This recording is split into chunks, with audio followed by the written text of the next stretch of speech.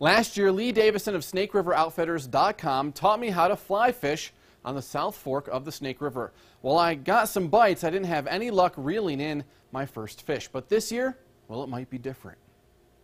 Our next stop on the America the Beautiful Outdoors Adventure Show brings us to the South Fork of the Snake River, and I'm joined by Lee Davison of Snake River Outfitters. Lee's going to take us down in his drift boats. We're going to do a little fly fishing. Lee, you've been explaining to us that this is a really good time of year for fly fishing. Why is that? Well, this is a great time of the year. The salmon fly hatch is going on. We have bugs coming off the water. The nymphs crawl out on the bank, and they emerge as adult insects. They come up on the bush, and then they fly off, do their thing, and drop their eggs back in the water. And while this is all going on, this is a feeding frenzy for the fish. Okay, we're at Byington right now, so we're going to drop into the water. What's the plan? How far are we going to go?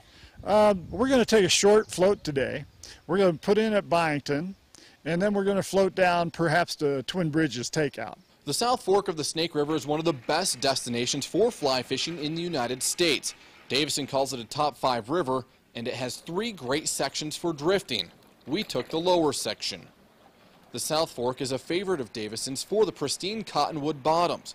This is where he taught me to fly fish a year ago, but I had no luck in 2013. Maybe this year I'll catch something. He guided us to spots he knows fish will feed. We look for places where the fish are holding and where the fish are feeding.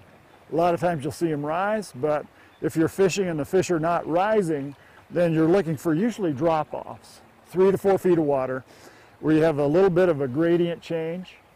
And those drops, typically a fish will hold in that drop because there's actually a back current, backflow, and so they don't have to work so hard. Davison had to refresh my memory on the proper technique for casting a fly, and every time I took my eye off the strike indicator, I seemed to get a bite that got away. This river is one of the most desirable destinations for fly fishing in the country. Why is that? Well, the South Fork of the Snake is pretty incredible fishery. Because it's a tail race fishery, comes out of Alpine Reservoir. It's controlled and actually has a good, consistent water flow throughout the year, which is managed well. The other aspect is it's just a great fishery. There are approximately 4,000 to 5,000 fish per mile on the river. We have 3 different species: rainbows, cutthroats, and browns, and you also have a cross between the cutthroats and rainbows. Then, finally, I had the technique down, and with just a few minutes left on the trip, I finally got my first fish. Oh, that's about a 13-inch fish. 13 inches? Maybe 14. Eastern Idaho, the South Fork of the Snake River, some of the best fishing in the world, and America the Beautiful. Let's celebrate this 4th of July.